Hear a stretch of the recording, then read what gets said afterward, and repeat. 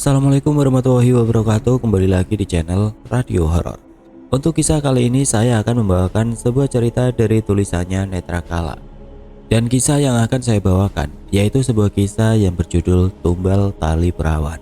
Dan sebelum kita lanjut ke ceritanya, tekan dulu tombol like video ini dan jangan lupa tekan juga tombol subscribe channel ini. Dan nyalakan juga lonceng notifikasinya agar tidak ketinggalan cerita-cerita lainnya dari channel ini. Dan buat teman-teman yang pengen membaca langsung ceritanya, nanti silahkan saja kunjungi linknya yang nanti akan saya sertakan di kolom deskripsi. Dan seperti apa untuk kisah kali ini, langsung saja kita masuk ke ceritanya.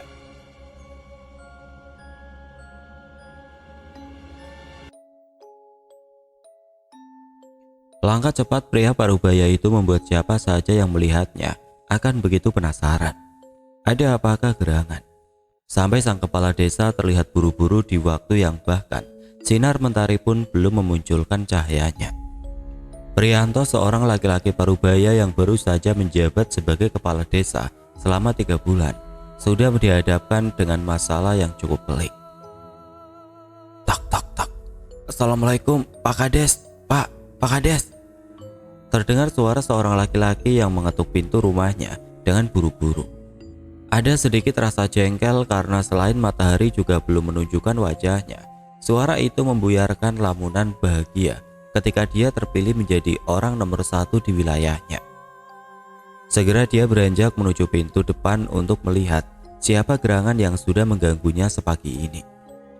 Waalaikumsalam, ucap Prianto sambil membuka pintu rumah. Ada apa? Pagi-pagi kau sudah ribut seperti ini, tegur Prianto kepada warganya itu. Pak, buruan Pak, itu, ucap laki-laki itu tidak jelas. Ada apa? Sekali lagi Prianto bertanya. Orang yang di depannya itu terlihat begitu panik.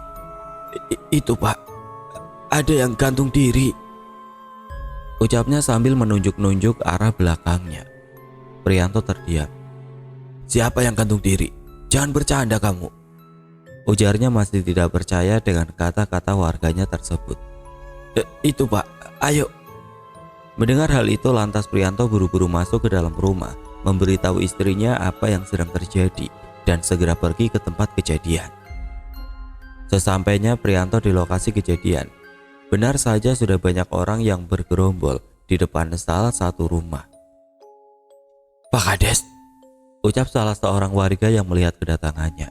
Buru-buru warga menyingkir untuk memberikan jalan kepada kepala desanya itu. Astagfirullah, panggil polisi sekarang, bagi Prianto saat melihat kondisi jasad warganya. Tubuh wanita itu tergantung namun tidak selayaknya orang yang melakukan bunuh diri.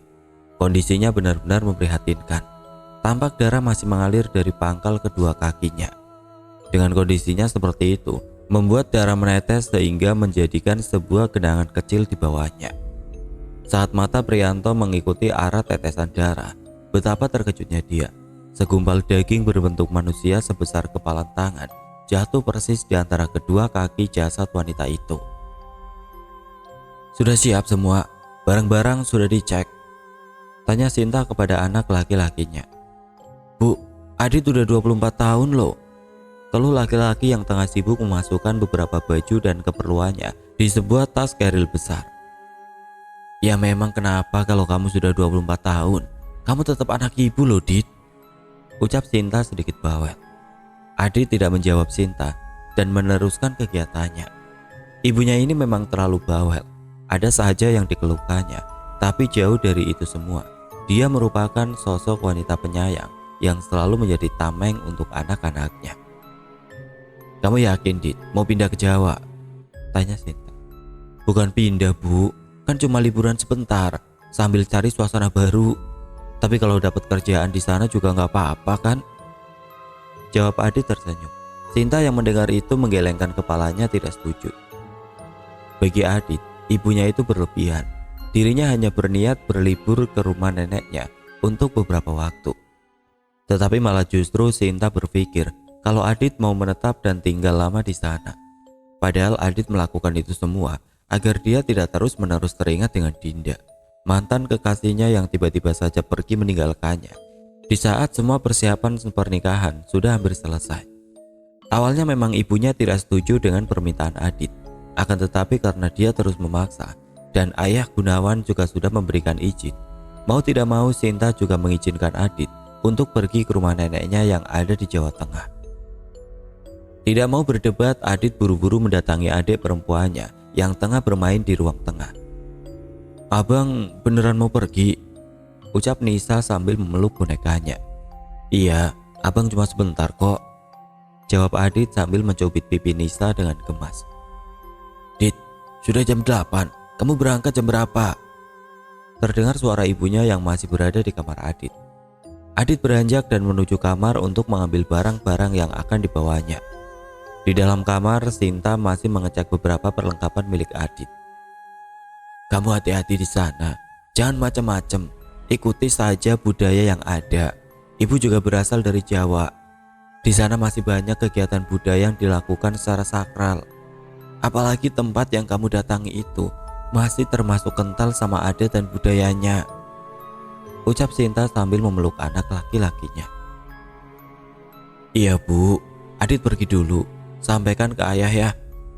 "Ya walau tadi pagi Adit juga sudah pamitan," kata Adit sambil melepaskan pelukan ibunya.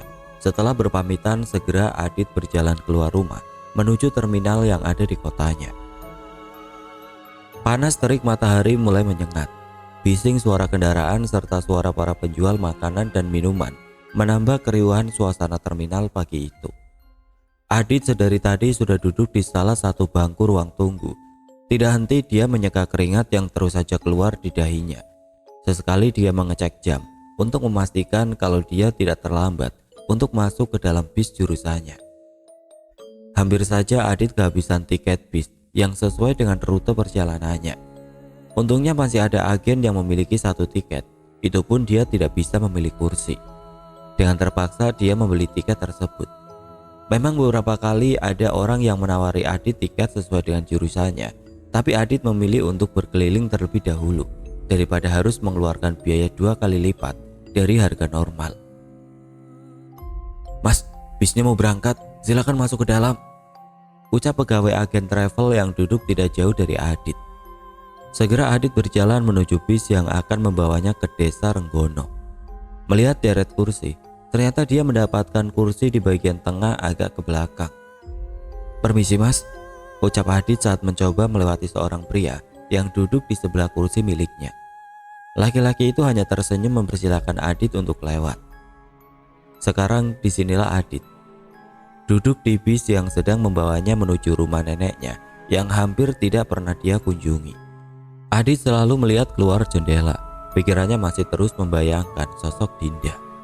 Entah kenapa kenangan demi kenangan saat masih bersama Dinda selalu muncul di kepalanya.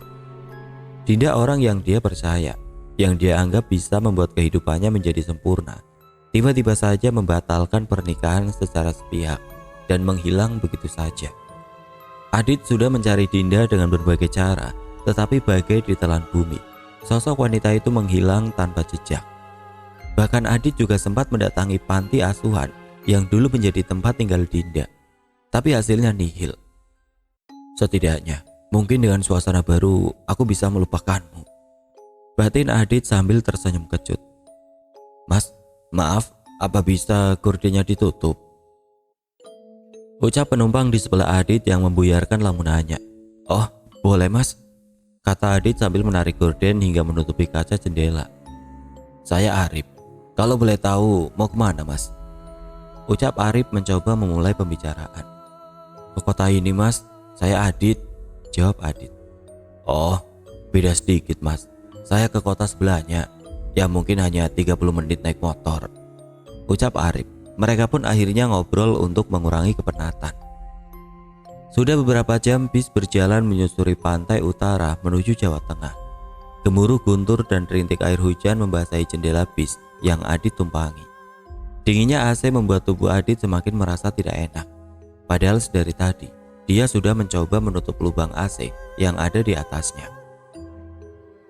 "Kenapa Mas?" tanya Arif saat melihat Adit seperti sedang menahan sakit. "Nggak tahu Mas, badan saya rasanya tiba-tiba nggak enak. Apa karena AC ya?" jawab Adit sambil menggerakkan badannya ke kanan dan ke kiri. Sejenak Adit melihat Arif mengaduk-aduk tasnya. "Minum ini dulu mas, siapa tahu bisa enakan," kata Arif sambil memberikan sebungkus obat masuk angin cair di tangannya. Awalnya Adit sedikit ragu untuk menerima makanan atau minuman dari orang asing. Tapi saat melihat sorot mata Arif, keraguan itu hilang. Segera Adit meminum obat tersebut. Benar saja badannya jauh lebih enak, bahkan tanpa bisa ditahan. Suara kentut terdengar dengan nyaringnya. "Maaf mas," ucap Adit malu dan menyesal karena perbuatannya. Padahal di belakangnya juga ada toilet yang bisa ia gunakan untuk buang angin. "Iya mas, gak apa-apa," ucap Arif tersenyum. Walau sebenarnya Adit tahu kalau dia sedang menahan tawa. Berbeda dengan orang yang ada di depan dan belakangnya. Ada yang ngomel-ngomel dan juga ada yang tertawa karena suara kentut Adit. Merasa malu, akhirnya Adit mencoba untuk tidur. "Siapa tahu waktu bangun aku sudah sampai desa Renggono." Bang Adit, bangun!" Terdengar suara lirih wanita yang jelas sekali Adit kenal. Tapi tidak mungkin wanita itu sekarang ada di sini, satu bis bersama dengannya. "Bang Adit, bangun, kebiasaan kalau tidur pasti ngorok." Sekali lagi suara itu terdengar di telinga Adit. Perlahan Adit membuka matanya. Benar saja wanita yang selama ini ia cari berada dekat sekali dengannya. "Dinda, ini benar kamu?" ucap Adit sedikit keras. "Kamu kemana aja, Din? Kenapa kamu pergi?" lirih Adit. Dia mencoba menyentuh pipi Dinda. Terasa sekali kulit pipinya yang halus. "Berarti ini bukan mimpi." "Maaf mas, Dinda harus pergi. Mas sekarang pulang ya," ucap Dinda sambil tersenyum. Sejurus kemudian Dinda langsung berdiri dan berlari menerjang jendela kaca yang ada di seberangnya. Adit yang kaget langsung melompat berdiri. Terlihat tubuh Dinda separuh masih di dalam bis dan separuhnya lagi ada di luar. Bercak-bercak darah menyiprat ke kaca-kaca di sekitarnya. "Dinda!" teriak Adit kaget dengan apa yang dia lihat. "Mas, bangun mas, bangun!" ucap Arif sambil mencoba membangunkan Adit yang terus mengigau dalam tidurnya. Terbangun, Adit langsung panik melihat jendela yang ada di seberang tempat tidurnya. "Astagfirullah, astagfirullah," ucapnya. Ingatan tentang Dinda yang berlari menghantam kaca dan tersambar bis yang berlawanan arah membuat jantung Adit berdebar dengan keras. "Ini mas, diminum dulu," kata Arif sambil memberikan sebotol air. Adit menerima air tersebut dan langsung menengguknya. Tenggorokannya terasa begitu kering. Baru beberapa detik saja separuh air mineral itu sudah habis ditenggaknya. "Maaf mas, airnya saya habiskan," ucap Adit saat melihat Arif sedang memperhatikannya lekat-lekat. "Iya mas, gak apa-apa," ucap Arif tersenyum. Tapi tetap saja Adit merasa ada yang aneh dengan tatapan Arif kali ini. Tegas, dalam, dan seolah sedang marah akan hal yang Adit tidak tahu. "Maaf mas, ada yang salah," ucap Adit tidak tahan. Ia merasa tidak nyaman jika ada orang yang baru dia kenal merasa sakit hati dengan kelakuannya. "Enggak mas, cuma saya sedikit tidak nyaman dengan wanita yang mengikutimu," ucap Arif tanpa basa-basi. "Wanita? Wanita mana mas?" ucap Adit bingung. "Maaf mas, sudah lupakan saja," kata Arif yang langsung berpaling dan menutupi mukanya dengan topi yang ia pakai. Adit terdiam. Dia masih kebingungan siapa wanita yang Arif maksudkan. Adit begitu penasaran dengan ucapan Arif. Memang akhir-akhir ini dia sering sekali memimpikan sosok Dinda. Dia pikir mungkin dia memimpikan Dinda karena memikirkannya terus-menerus. Karena takut nanti Arif bertambah tidak nyaman, Adit mengurungkan niatnya dan segera kembali memposisikan tubuhnya untuk kembali tertidur. Beberapa saat kemudian terasa bis berbelok. Mereka berhenti di salah satu rest area untuk beristirahat dan makan sore. Arif langsung berdiri dan berjalan meninggalkan bis. Sejenak Adit melihat dari kaca bis kalau Arif berjalan menuju ke musola. Tidak mau memikirkan lebih lanjut, toh mereka juga tidak saling kenal. Adit segera beranjak menuju rumah makan yang sudah disediakan. "Boleh saya duduk di sini mas?" Mendongak, ternyata itu adalah Arif. "Boleh, silakan," ucap Adit singkat karena dirinya masih mengunyah makanan. "Jadi kalau saya boleh tahu siapa wanita yang mengikuti saya mas?" Tanya Adit saat mereka sudah sama-sama selesai makan. Oh itu, lupakan saja mas. Saya cerita juga belum tentu Mas Adit percaya, kata Arif tersenyum. Adit masih terus menatap laki-laki yang ada di depannya. Namun karena tidak kunjung mendapatkan jawaban, dia akhirnya menyerah dan kembali mereka membicarakan hal-hal sepele. Perjalanan dilanjutkan. Akhirnya sebentar lagi mereka sampai di tempat tujuan. Untungnya hujan sudah berhenti dari tadi. Nampak kenaik bus yang mulai membangunkan penumpang yang turun di terminal tersebut. Loh, turun di terminal ini juga mas? Tanya Adit heran karena tadi Arif bilang tujuannya adalah kota sebelah. Iya mas, nanti mau mampir ke tempat saudara dulu. Sekalian mau nyekar ke makam orang tua, ucapnya tersenyum. Mereka berdua akhirnya turun bersama di terminal kota itu. Adit melihat handphone miliknya. Sudah banyak sekali notifikasi yang muncul, terutama dari ibunya. Saya permisi dulu mas, sudah dijemput saudara, pamit Arif yang dibalas Adit dengan anggukan dan senyuman. Adit mengedarkan pandangannya. Terminal terlihat sunyi dan sepi. Hanya beberapa warung makan saja yang masih buka. Dia lupa tadi untuk mengabari Pak D-nya. Karena itu dia harus menunggu kurang lebih 1 jam sampai Pak D-nya datang menjemput. Adit dia kan? Ucap seorang laki-laki parubaya. Awalnya Adit tidak menyadari. Namun saat laki-laki itu menyebutkan namanya, baru Adit sadar kalau itu adalah Pak D-nya. Pak D Marwanto, kakak kandung dari ayahnya. Sudah besar kamu sekarang. Terakhir Pak D lihat masih SD, ucap Pak D Marwanto sambil menepuk pundak Adit. Iya Pak D, sudah lama ya. Pak D sehat, ucap Adit. Seperti yang kamu lihat, Pak D sehat. Ayo sekarang, nenek pasti sudah menunggu, ajak Pak D menuju sepeda motornya. Setelah Adit duduk di jok belakang dengan sedikit tidak nyaman karena tas yang dia bawa lumayan besar, mereka segera melaju menembus malam pekat berkabut. Sepanjang perjalanan Adit hanya mendapati beberapa sepeda motor yang berpapasan dengan mereka. Entah karena kondisi sehabis hujan atau kondisi kota ini sesepi ini. Padahal jam baru menunjukkan pukul 8 malam. Rumah nenek masih jauh ya Pak D? Tanya Adit dengan sedikit mengeraskan suaranya. Enggak Dit, sebentar lagi sampai, jawab Pak D. Benar saja tidak sampai 10 menit setelah melalui jalanan makadam, terlihat sebuah gapura kokoh yang bertuliskan Desa Renggono. Udara malam yang dingin serta adanya kabut membuat siluet rumah-rumah yang bercahaya temaram terlihat begitu mempesona, membuat Adit takjub.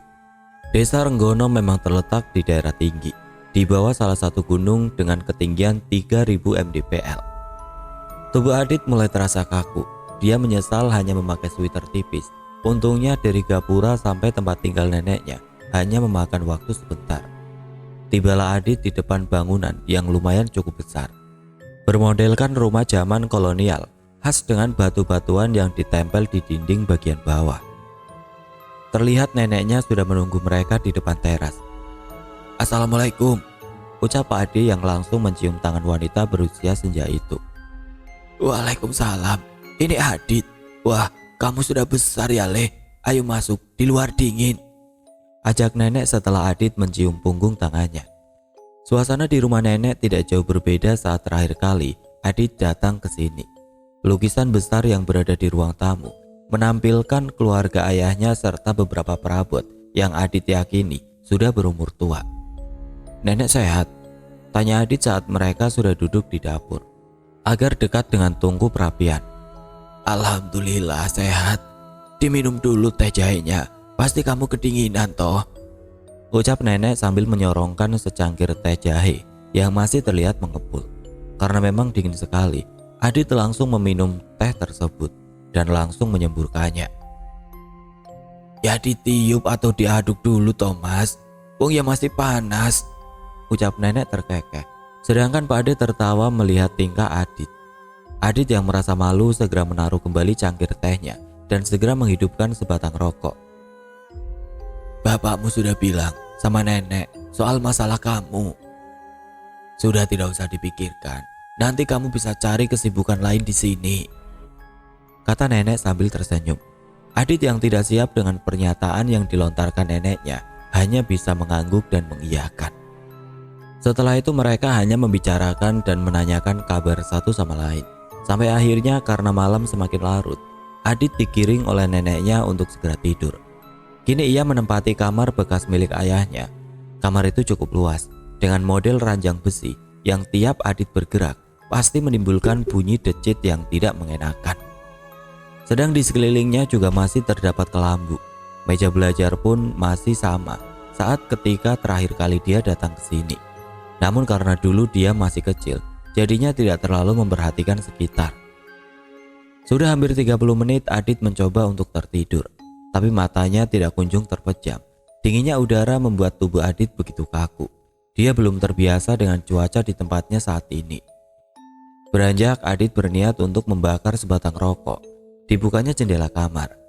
Suasana benar-benar sepi, namun itu wajar karena jam juga sudah menunjukkan pukul 11 malam. Menit demi menit, hisapan demi hisapan sudah berlalu. Akan tetapi Adit juga tidak kunjung merasa mengantuk. Dia bangkit, membuka pintu kamarnya berniat membuat secangkir kopi. Percuma saja dia memaksakan untuk tidur. Mungkin karena sudah berjam-jam dia tidur di dalam bis. Jadi malam ini matanya menjadi begitu segar. Baru saja Adit melangkah menuju dapur, dia dikagetkan oleh bayangan wanita yang keluar rumah melalui pintu dapur milik neneknya. Mungkin Bude, tapi ngapain malam-malam gini keluar rumah? Batin Adit. Berpikir itu bukan urusannya, Adit segera membuat kopi dan kembali ke dalam kamar. Memang tadi saat Adit datang, Bude Ija masih ada di dalam kamar. Kata Pak D, badannya sedang tidak enak. Pagi sudah datang. Sinar matahari menyorot langsung mengenai wajah Adit yang bersumber dari jendela. Sedikit heran siapa yang membuka jendela kamarnya. Dia ingat betul saat sebelum tidur, dia sudah menutup jendela itu. "Dit, sini sarapan dulu," ucap Ade yang sudah duduk di amben yang sekaligus dijadikan tempat makan. Di depannya sudah tersaji berbagai macam masakan dan lauk pauk, serta seteko kopi panas. "Wah, Adit udah besar ya. Maaf ya, semalam Bude gak enak badan," ucap Bude Ija yang duduk di sebelah suaminya. "Gak apa-apa Bude, nenek kemana?" tanya Adit karena tidak melihat keberadaan neneknya. "Kalau jam segini nenek masih jalan-jalan pagi, Dit. Biasanya nanti agak siang, baru sampai rumah," jawab Bude Ija sambil menuangkan secangkir kopi untuk Adit. "Hari ini kamu mau di rumah atau mau ikut Pak D ke kebun?" tanya Pak D yang masih mengunyah singkong rebusnya. "Belum tahu Pak D, tapi sepertinya mau di rumah dulu. Baru kalau mau jalan-jalan mungkin sorean aja," ucap Adit sambil mengebuskan asap rokok. "Oh ya, tadi nenek pesan. Di sini masih kental sama adat budaya. Sama kamu jangan main-main terlalu masuk ke dalam hutan," ucap Adit. "Memangnya budaya seperti apa Pak Dik?" tanya Adit penasaran. "Ya masih ada beberapa warga yang sering menaruh sesajen di tempat-tempat tertentu. Nanti kamu juga tahu sendiri kalau hutan ya jelas bisa hilang kamu," jelas Pak D yang kini juga sudah membakar rokoknya. Pagi itu Adit lalui dengan bersantai di dalam kamar. Sesekali memang dia keluar rumah hanya untuk sekedar berkeliling. "Dit, ngapain kamu di situ?"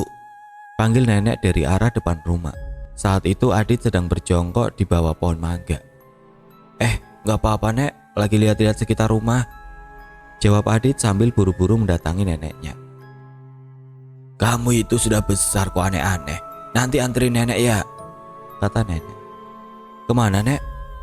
tanya Adit sambil meminta barang-barang bawaan nenek yang cukup banyak. "Ke rumah Mbok Sarmin, ngasihin sembako itu," ujar nenek sambil menunjukkan beberapa bungkusan plastik yang tadi ia bawa. Waktu berlalu dengan cepat. Sore sudah menjelang, baru saja kumandang azan asar terdengar. "Dit, anterin nenek sekarang ya. Kalau nunggu Pak Demu, ya bakalan nanti habis maghrib." "Iya nek, sebentar, Adit ganti celana dulu." Setelah Adit berganti pakaian, mereka langsung berjalan menuju rumah Mbok Sarmin. Adit sendiri tidak tahu siapa Mbok Sarmin itu, hingga neneknya bercerita kalau Mbok Sarmin itu dulu temannya. Dia hanya tinggal berdua dengan anak perempuan yang sudah seumuran dengan Adit. Suaminya sudah lama meninggal. "Tadi Pak Demu sudah kasih tahu soal adat yang ada di desa ini?" tanya nenek saat berjalan menuju rumah Mbok Sarmin. Sudah Nek, memang di sini masih sering pakai sesajen? Tanya Adit penasaran. Ya dimanapun juga ada yang seperti itu. Cuma nenek tidak mau kalau ada apa-apa sama kamu. Mendingan kamu hindari orang-orang seperti itu. Cukup beribadah yang sesuai. Jelas neneknya. Mengerti Adit tersenyum dan mengangguk. Itu rumahnya, tunjuk nenek. Mengikuti arah yang ditunjuk nenek, Adit melihat sebuah rumah semi kayu yang tampaknya sudah hampir mau roboh. Sepertinya rumah itu sudah lama sekali berdiri. Atap genteng terlihat kusam, dinding bata yang separuh ke bawah. Kayu-kayunya pun sudah lapuk, serta lantainya masih berupa tanah. Assalamualaikum Sarmin. Salam nenek. Tidak berselang lama pintu rumah dibuka oleh seorang wanita muda, berambut panjang sampai ke pinggang, berwarna sedikit kecoklatan. Wanita itu menggunakan pakaian yang sudah terlihat kusam. Adit pikir sebenarnya wanita itu manis, namun karena keterbatasannya, jadi mungkin tidak sempat untuk merawat diri. Waalaikumsalam, Nek Harjo, silakan masuk. Ucap lembut gadis yang bernama Ningrum. Adit mengetahui ini karena tadi neneknya sudah bercerita dan memberitahu nama-nama penghuni rumah tersebut. Ibumu kemana? Ini bawa masuk dulu. Ucap nenek langsung mengambil bungkusan kresek yang ada di tangan Adit dan menyerahkan kepada Ningrum. Aduh makasih Nek, sebentar saya panggilkan Simbo. Wes, kenapa bengong gitu? Kesambet nanti. Ucap nenek sambil sedikit menampar lengan kanan Adit. Belum sempat Adit menjawab, keluar seorang wanita yang sudah berumur. Kamu Tohar, sini masuk. Lah, ini siapa? Kok gak pernah lihat? Ucap wanita yang Adit ketahui itu adalah Mbok Sarmin. Cucuku Sar, baru datang kemarin. Akhirnya mereka berempat berbincang saling melemparkan pertanyaan, hingga Adit yang sudah merasa bosan dengan cerita masa lalu neneknya dan Mbok Sarmin pamit keluar untuk merokok. Saat di dalam tadi sebenarnya Adit menyadari kalau Ningrum seringkali mencuri-curi pandang ke arahnya. Tapi Adit sendiri tidak terlalu peduli. Dia kesini bukan untuk mencari wanita. Sejenak Adit memerhatikan ke arah menuju hutan. Dilihatnya ada beberapa orang yang sedang berjalan membawa tampah menuju rimbunan pohon. Mas, ditunggu di dalam, makan dulu. Terdengar suara Ningrum yang membuat Adit tersentak kaget. Itu kalau di sana ada apa, Rum? Tanya Adit. Mengikuti arah yang ditunjuk oleh Adit, Ningrum tidak menjawab, hanya tersenyum dan menggeleng. Nenek sering kasihan sama si Sarmin. Sudah tua hidupnya juga tidak kunjung berubah. Dulu Ningrum juga pernah mau pergi ke kota. Untung dia tahu kalau orang yang mengajaknya itu ternyata ingin menjualnya. Jadi dia tidak diperbolehkan lagi sama ibunya untuk bekerja jauh dari desa ini. Ia mentok jadi buruh cuci dan bantu-bantu di ladang karena memang dia tidak sekolah. Jelas nenek yang menangkap rasa penasaran Adit sedari tadi. Ayo pulang, udah mau maghrib. Ajak nenek mempercepat langkah kakinya. Jalanan desa begitu sepi. Padahal azan maghrib juga belum berkumandang. Beberapa kali Adit menengok di depan rumah warga. Dia melihat ada tampah dengan berbagai bunga dan kopi hitam di atasnya. Sudah, tidak usah diperhatikan. Itu urusan mereka. Ucap nenek sambil memegangi tangan Adit agar segera berjalan lebih cepat. Aneh, batin Adit. Tidak terasa mereka sudah sampai. Dilihatnya Pak Ade dan Bude juga sedang duduk di teras rumah. Dari mana Bu? Kok tumben sore-sore? Tanya Pak Ade. Tadi dari rumah Mbok Sarmin, nganterin sembako sama Adit. Ucap nenek yang langsung masuk ke dalam rumah. Sedang Adit justru malah ikut duduk bersama Pak Ade dan Budenya. Warga di sini memang biasa taruh sesajen di depan rumah ya Pak Ade? Tanya Adit. Memangnya kamu lihat di mana, Dit? Tadi pas di rumah Mbok Sarmin ada orang-orang yang masuk ke dalam hutan membawa tampah. Dan pas pulang, beberapa kali Adit lihat depan rumah warga ada tampah yang sepertinya berisi sesajen. Terlihat raut muka Pak Ade-nya tiba-tiba sedikit berubah. Sudah biasa itu di sini, biarin aja. Jawabnya mencoba acuh dengan pertanyaan Adit. Merasa tidak mendapatkan jawaban, Adit pamit untuk masuk ke dalam rumah. Malam sudah menjelang. Sudah berbatang-batang rokok Adit hisap. Pikirannya kembali mengingat Dinda. Walau dia sudah jauh dari kota itu, Tetap saja bayangan tentang sosok Dinda masih terus terngiang di kepalanya.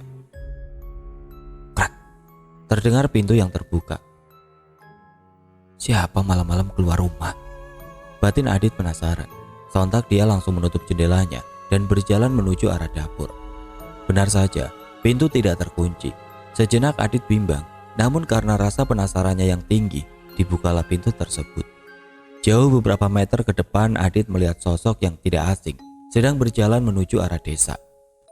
Tidak berani melihat lebih jauh, Adit kembali menutup pintu dapur. Ngapain kamu, Dit? Ucap suara wanita persis di belakang Adit. Adit langsung melompat karena kaget. Bude Ija sudah berdiri di belakangnya, menggunakan baju yang sama dengan apa yang Adit lihat barusan. Ini Bude, tadi Adit ke toilet terus pintunya terbuka, makanya Adit tutup. Ucap Adit beralasan. Mengangguk kemudian budenya berjalan menuju kamar mandi. Aneh, bukannya tadi yang berjalan keluar itu Bude ya? Batin Adit, dia tidak mungkin salah orang. Perawakan, baju dan tingginya pun hampir sama. Tidak mau memikirkan terlalu jauh, Adit kembali ke kamar dan langsung merebahkan badannya. Pikirannya terus berputar mengingat Dinda, Sajen, dan kejadian yang barusan dia alami. Dinda, kamu ngapain di sini? Ucap Adit saat mendapati Dinda sudah duduk di tepian kasurnya. Maaf mas, Dinda harus pergi. Mas sekarang pulang ya, ucap Dinda sambil tersenyum. Tersentak Adit terbangun. Ia kembali memimpikan sosok Dinda. Ada apa sebenarnya, Din? Batin Adit. Ucapan Dinda dalam mimpinya barusan sama persis waktu Adit memimpikannya saat berada di dalam bis. Terngiang-ngiang segera Adit mengambil handphone dan menanyakan apakah di rumah baik-baik saja. Tapi karena memang jam sudah menunjukkan pukul 1 pagi, pasti semua orang di sana juga sudah tertidur. Pagi hari Adit dikagetkan dengan suara ketukan pintu yang cukup keras. Pak Ade membangunkan Adit dan memberitahunya kalau Ningrum anak dari Mbok Sarmin meninggal dunia. Adit yang mengetahui hal itu langsung buru-buru berdiri dan keluar ruangan. Adit benar-benar terkejut mendengar berita kematian Ningrum. Padahal baru sore kemarin mereka bertemu dan berbincang satu sama lain. Baginya, tidak ada yang aneh dengan Ningrum. Hanya sesekali dia terlihat melamun. Nenek sudah pergi ke rumah Mbok Sarmin. Adit sebenarnya diminta untuk tinggal di rumah, akan tetapi Adit penasaran dengan penyebab kematian Ningrum. Sekalian mengucapkan bela sungkawa kepada Mbok Sarmin. Kalau sudah di sana, jangan jauh-jauh dari Pak Ade, ucap Pak Ade tegas. Adit tahu karena memang dirinya orang baru di sini. Sesampainya di rumah Mbok Sarmin, benar saja, sudah banyak orang yang berkumpul di bagian samping rumah. Pak Ade yang merupakan salah satu orang yang disegani di desa tersebut langsung menyeruak di antara kerumunan. Terdengar jelas tangisan pilu dari Mbok Sarmin. Dilihatnya juga nenek tengah berjongkok sambil memeluk menenangkan wanita tua itu. Baru saja Adit mau melangkah, tubuhnya menabrak Pak Ade yang tiba-tiba saja berhenti. Astagfirullah, ucap Pak Ade. Adit langsung melihat ke depan. Betapa kagetnya dia. Tubuh Ningrum tergantung di kasau dapur rumahnya. Jasadnya begitu mengerikan. Anehnya, ada tetesan darah yang mengalir dari sela-sela pahanya dan terus menetes ke bawah. Ketika Adit melihat arah tetesan darah itu, dia bertambah kaget. Ada sebuah benda merah sebesar kepalan tangan manusia. Jelas sekali bentuknya mirip manusia yang sedang meringkuk.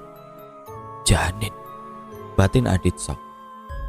Pak Kades, ucap salah satu seorang warga yang melihat kedatangannya. Buru-buru Adit beserta warga sekitar menyingkir untuk memberikan jalan. Astagfirullah, panggil polisi sekarang, pekik Pak Kades keras. Oke teman-teman, sampai di sini dulu ceritanya. Nantikan kelanjutan kisah ini di video berikutnya. Agar tidak ketinggalan, klik tombol subscribe channel ini dan nyalakan lonceng notifikasinya. Wassalamualaikum warahmatullahi wabarakatuh.